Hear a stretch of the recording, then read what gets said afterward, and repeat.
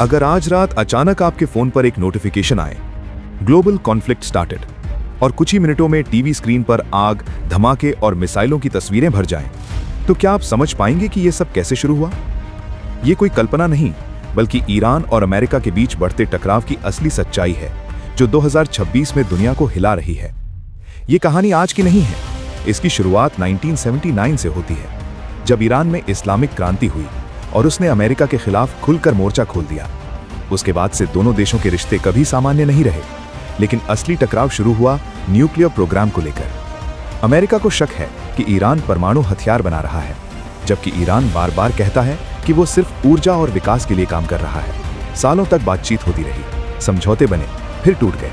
हर बार उम्मीद जगी और हर बार खत्म हो गई। धीरे धीरे हालात ऐसे हो गए जहां भरोसा पूरी तरह खत्म हो गया। फिर आया 2026।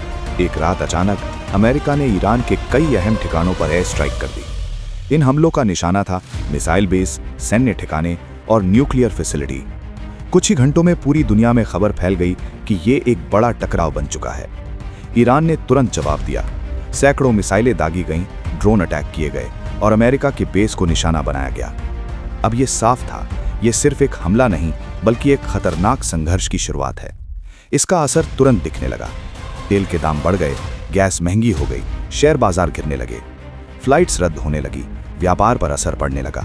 और सबसे बड़ी बात, ये सिर्फ 2 देशों तक सीमित नहीं रहा, पूरी दुनिया इसकी चपेट में आने लगी। अब सवाल उठता है, कौन ज्यादा ताकतवर है? अमेरिका, दुनिया की सबसे बड़ी सैन्य शक्ति, उसके पास है advance fighter jets, global base और हाईटेक हथियार। लेकिन ईरान को कम समझना बड़ी गलती होगी। उसके पास हजारों बैलिस्टिक मिसाइलें हैं, मजबूत ड्रोन टेक्नोलॉजी है और मिडिल ईस्ट में गहरी पकड़ है।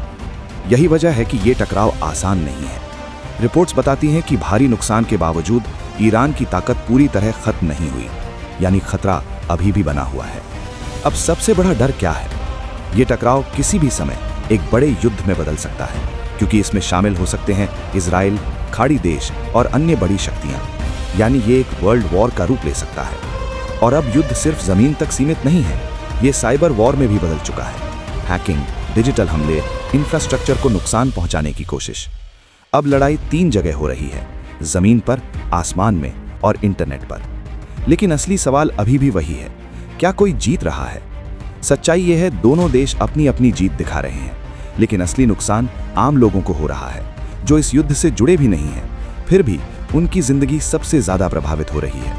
बच्चे, परिवार, छोटे व्यापारी, सब इस तनाव का असर झेल रहे हैं। अब शांति की कोशिशें भी जारी हैं, बातचीत हो रही है, सीज फायर की बात हो रही है, डिप्लोमेसी काम कर रही है। लेकिन सबसे बड़ी समस्या यह है, कोई भी देश पीछे हटना नहीं चाहता। दोनों अपनी ताकत और सम्मान बनाए रखना चाहते हैं, और यही इस संघर्ष को और खतरनाक बनाता है। अगर ये टकराव और बढ़ता है तो तेल की कीमतें और बढ़ेंगी, महंगाई और बढ़ेगी और दुनिया की अर्थव्यवस्था हिल सकती है। यहाँ तक कि परमाणु युद्ध का खतरा भी बढ़ सकता है। और अगर ऐसा हुआ तो इसका असर पूरी मानवता पर पड़ेगा।